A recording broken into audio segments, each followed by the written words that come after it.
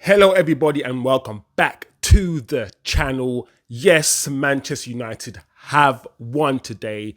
Just about got it over the line in the end. Yes, Manchester United have beaten Crystal Palace 2-1 and it shouldn't have gone this way. United had the game in full control, but Casemiro's red card changed the whole game. In my opinion, it should never have been a red card, but we're going to get into it. There is a lot for us to talk about today, as I've just mentioned. Casemiro's red card, we're going to get into it. We're going to have to talk about that damn referee's performance. For me, the referee had a nightmare today. He didn't really play well, so we're going to talk about that. The two goals we scored, of course, a penalty from Bruno and the tapping from Rashford. Garnacho having to come on and unfortunately come off. Unfortunate for the kid, but you got to take one for the team sometimes. But yeah, and also Arsenal lost today. What does that mean for Man United? Some people think we're in the title race. Most of us admit that we're not in a title race, but at least we can feel or get some sort of satisfaction from the fact that Arsenal have lost today. Liverpool have lost 4-0 today. I believe that was the result. There's a lot to get into, guys. I will comment, and I've tried to stay out of it because I don't think I know enough about it, but today I will also comment on the Greenwood situation. So I will weigh in a little bit on the Greenwood situation. But this channel, we like to talk about the game. We like to talk about football and keep it to the field, on the field. That's what we do in this channel. And I've said this before, a lot of goals that Liverpool, a lot of goals that Arsenal score, and a lot of goals that are scored in the modern game don't come from playing beautiful football or from cutting the team open. A lot of goals you score come from closing the team down very quickly and winning the ball back high and then bam. Football is so complex. You know, just because we sold Van Nistelrooy and Van Nistelrooy scored 30 goals in a season, doesn't mean that Rooney, Ronaldo and Tevez combined can't chip in and make up for those goals, which they did. So we just need to stop praising and overpraising the person who finishes the move and understand that before he finishes the move, that striker finishes the move, 10 other players usually have a touch of the ball. And when he goes, the goals will be replaced by someone else. Someone else will be in that same position to score that same goal. I'm proud of what Rashford is doing. He needs to have better 90-minute performances for me, but the amount of goals he's scoring is a good thing because it's about memory, muscle memory. He's scoring headers, he's scoring tap-ins, he's scoring long-range goals. He knows how to score those goals now. He's not going to forget. Next season, he'll be even better. So it's all good for Man United. I'm happy for the kid. When most things are slowed down, it looks mad. I would give that a yellow. I would. Because you don't know if he's strangling, or if he's just doing that. Yo, chill. You know? Yo, chill. I don't think it was a red card. I think it was a yellow card offense. And I think the referee got it wrong. Let me know what you guys think. First of all, we've seen, a lot of us have seen Sabitzer anyway for Leipzig and so on. But I think he'll be fine in the Premier League. I really do. His tenacity straight away impressed me. He's not afraid to get into a tackle. He's not afraid to get into a challenge. He's very quick over the ground. It seems as if his relationship with his missus, and I don't know the insides, but it seems as if it's quite toxic. This is why I feel. I feel like they're two kids, because maybe Mason's 21 now, but when this stuff was starting, they were probably 17, 16, you know, high school kids, 15, and it's just built up over time. I feel it's a social work problem. I feel like it's a problem for their parents. I feel like before it went to the whole recording and prison and court, I felt like these two young adolescents need to come together with their parents, with social workers, and have a conversation about Mason's behavior, about Mason's attitude. I feel like, because this stuff would have happened under Ole Gunnar Solskjaer's watch when Mason was breaking into Man United's first team at the age of 17.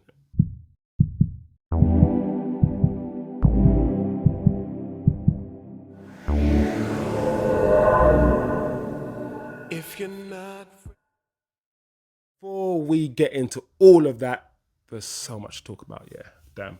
Before we get into all of that, as usual, guys, smash the like, turn on notifications, and if you haven't yet subscribed, please subscribe below. It's a brand new channel where we just break down the game, analyze the game, and have a chat, a debrief, de-assessment, whatever you want to call it, a little chill. Grab your tea, grab your water, and let's talk about the game. Let's go. Starting lineup, a lot of people were speculating that Sabitzer was going to start. I'm glad we started Casemiro and Fred. It was a good idea to start Casemiro and Fred. They play together in the Brazilian midfield, and we've seen them play together for Man United, and for me, it works really well. So Casemiro and Fred started in midfield. The back four that we saw today is the same back four that we have really been seeing for the last perhaps 3 weeks. And with Dalot injured, Aaron Wan-Bissaka has done quite well. Of course, there are still certain things in Aaron's game that I wish, he'd improve, or perhaps he'd just do better. The technical side of his game, when he's going forward, he still doesn't know what to do. The crosses he puts in the box, for me, are still just not good enough. He doesn't whip them in, he always floats them in. So attacking wise, going forward, his lack of technical ability always shows. But since Aaron has come in, he's done a job and he's done well. And we know one-on-one, when it comes to one-on-one defending, he's pretty good. There's not a lot of fullbacks who are better than him when it comes to one-on-one defending. So same back four that we've had for a while. Of course, Eriksen is injured. And do you know what? Before Eriksen's injury, I did say that Eriksen's performances over the last 2 or 3 games have started to decrease. His performance levels have started to decrease before he got injured. But of course, Eriksen's injured. We've got Sabitzer in, Fred starts. I'm glad Anthony starts. I'm glad Rashford started. I thought we would start with Martial up front, but I'm fine with starting Weghorst as well. And let's talk about the start. Let's now talk about the start of the game, because there's one thing I've been saying for a long time is that United start well enough. And when I say well enough, I mean we start by maintaining, we have good possession. We maintain possession at the start of the games. We pass the ball around, but we don't start the game with intensity. The way that Arsenal and Man City sometimes start the game from the first minute, they pin the teams back. And sometimes they score in the first 5 minutes. We don't usually do that. Although we maintain possession, we keep the ball in the first 5 to 10 minutes sometimes. We don't start intensely. Today was different. I think when I watched the game today, we started intensely. We put Fulham. We put Crystal Palace on the back foot from the minute 1. As soon as they got the ball, we pressed. And one thing I did notice, we pressed really, really intensely today. And we scored very early on. It was a penalty. For me, it was an obvious penalty. I don't really need to analyze it or assess it. I think everyone can admit that it was a penalty. The guy's hand was up here.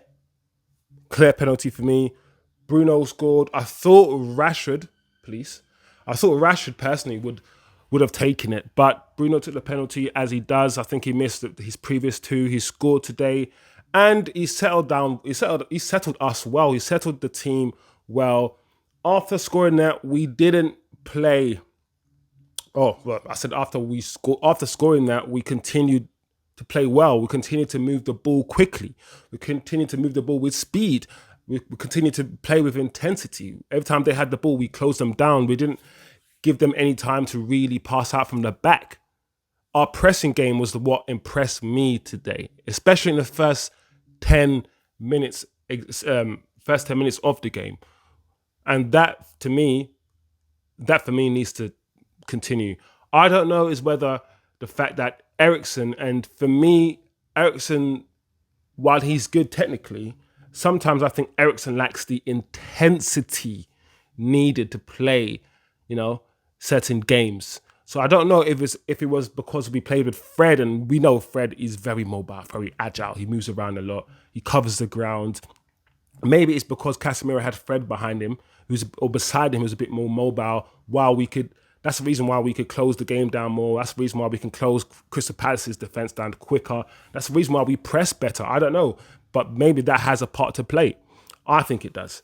Then we had a few chances, but not really clear-cut chances. We had a chance in the 13th minute, a Weghorst header from the corner.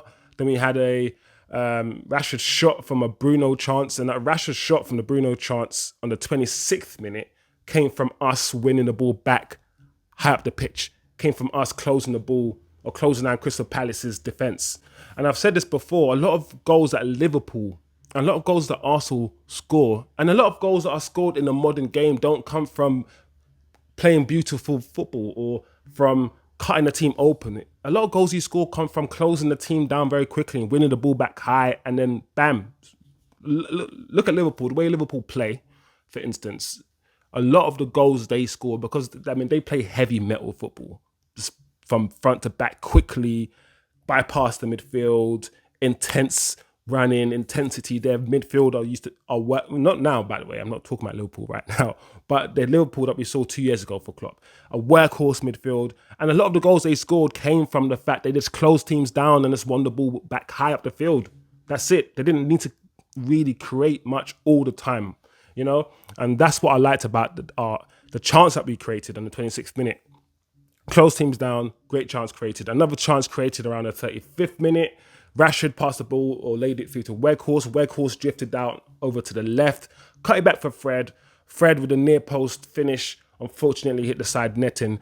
But, we were probing. The problem, I think, for me in the first half is that those chances that I mentioned, especially two of those chances I mentioned, were created when we won the ball back from Crystal Palace, or were created on the counter-attack, right?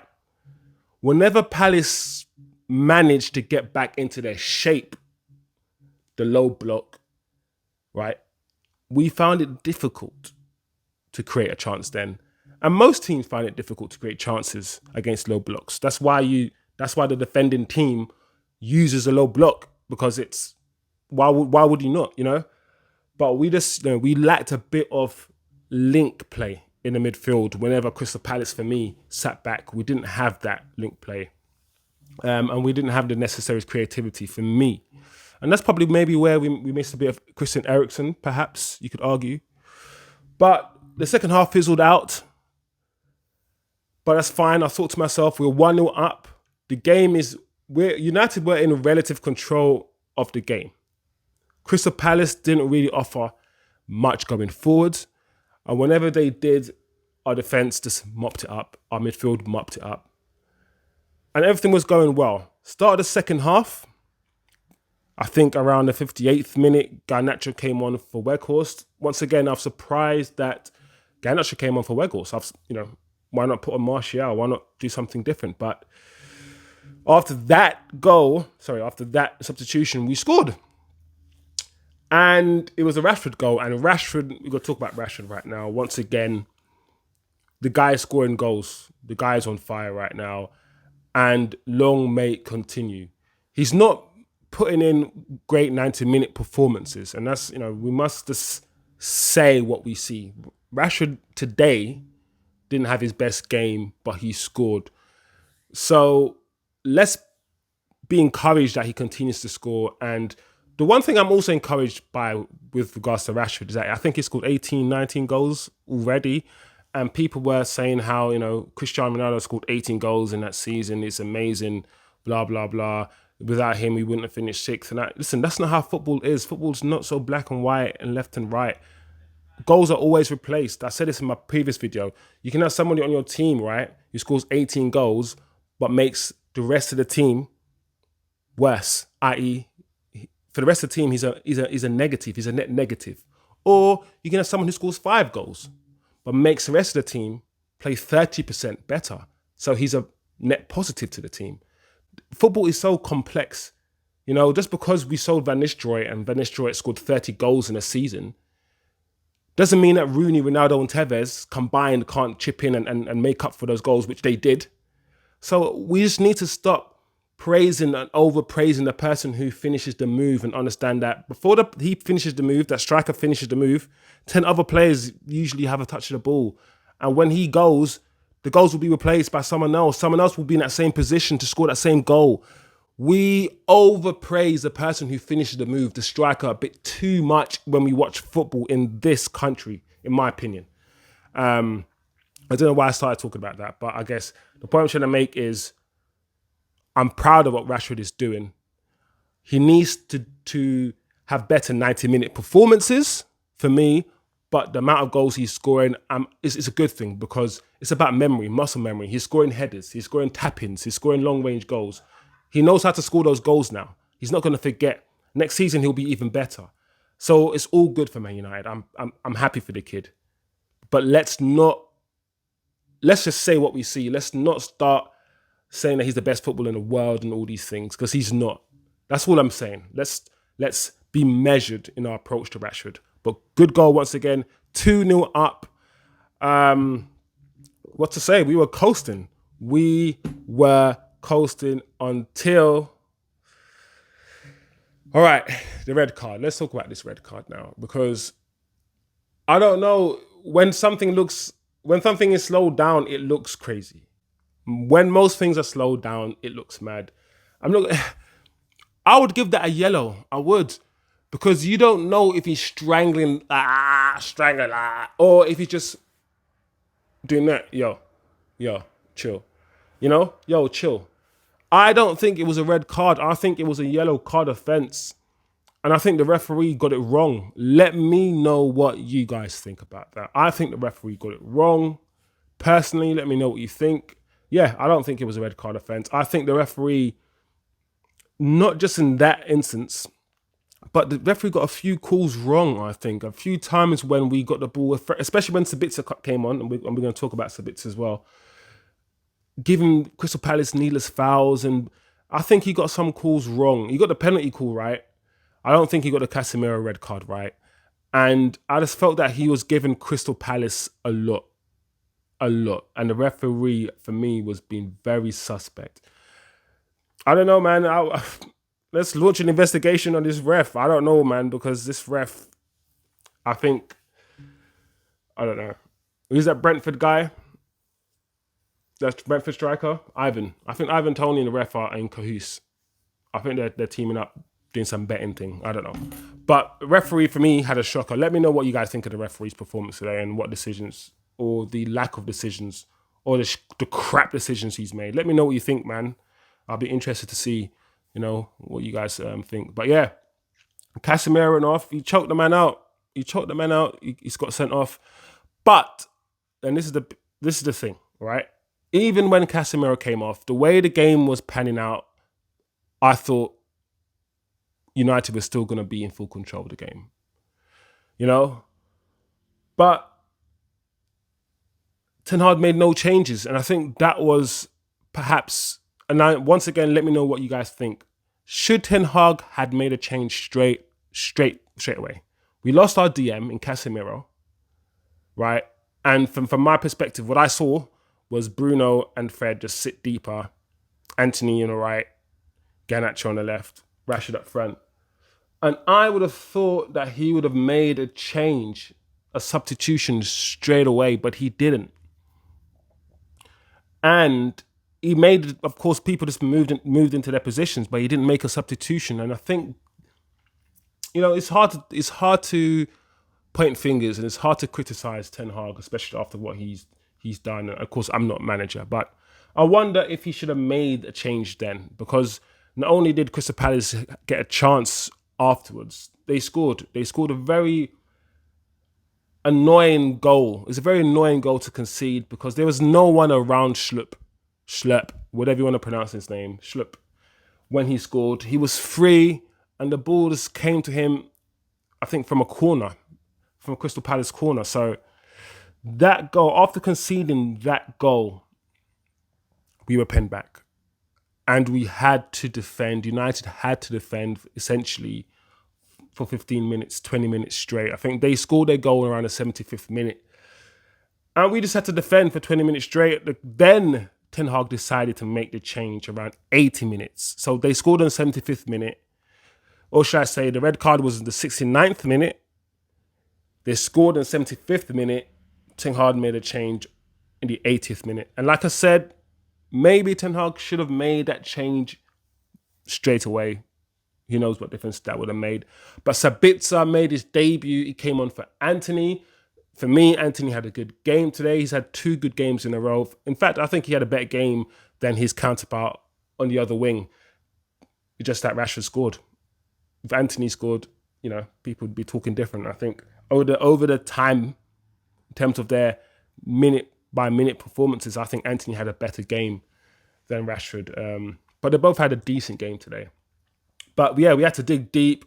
Sabitzer came on for Anthony. And for one thing I've saw with Sabitzer is first of all, we've seen, a lot of us have seen Sabitzer anyway for Leipzig and so on. But I think he'll be fine in the Premier League. I really do. His tenacity straight away impressed me. He's not afraid to get into a tackle. He's not afraid to get into a challenge. He's very quick over the ground. That's what we need. We basically need and he looks technical. He looks like so far he can. I mean, we know he can pass the ball, he can move the ball, and he can cover space. He can cover ground very effectively and efficiently, and that's what I saw in a very small short cameo that he had. So I've got no issues that he will help the team and he will be a net positive. Of course, we'll benefit from him, and we have to. Yeah, I think he has to start now. We've got Eriksen who's injured, Donny van der Beek who's injured, and they're not playing football anytime soon. Apparently, Scott McTominay is injured. So technically speaking, the only midfielders we have is free and available is Fred and Sabitzer. Of course, Bruno. So I think Sabitzer now has to play. But yeah, we just hung on. United just hung on for their life, really. And in my head, I'm thinking, let's not do the same thing we did last time by letting them score in the last flipping second. Come on, guys. And the referee just kept giving them everything. I think this referee just giving them every damn foul. Fucking hell, ref. Yeah, Garnacho came off. Garnacho came off on the 86th minute with Aaron Wan-Bissaka. I don't really see much. I don't need to talk about that. The team needed, Maguire and Lindelof came on for Garnacho and Aaron Wan-Bissaka. And I think that change needed to be made, personally. I would have taken Garnacho off for Sabitzer, personally. I reckon Ten Hag probably wanted to take Garnacho off. Garnacho came on in the 58th minute, and it's not Garnacho's fault that we got a man sent off. It's not his fault. But if I was to take someone off, it wouldn't have been Anthony for Sabitzer. It probably would have been Garnacho. So I think Garnacho was lucky that it wasn't even him that was taken off in the first instance, because Anthony keeps the ball. When you give the ball to Anthony, when you give him the ball is glued to his feet. He's not, unless he's in the final third when he's supposed to do something, off the cuff or whatever. When Anthony gets the ball in the middle third, or even in his defensive third, he doesn't lose the ball. The ball's like glued to his feet. So I would have taken Garnacho off, personally, straight away. But the kid will learn. It was for the benefit of the team. Football is a team sport. The team needed security. The team needed defense and stability. And, he came off. He didn't look happy. Why would you be happy? I understand why he was not happy, but it's about the team. And I think Ten Hag did the right thing then by taking him off with Aaron.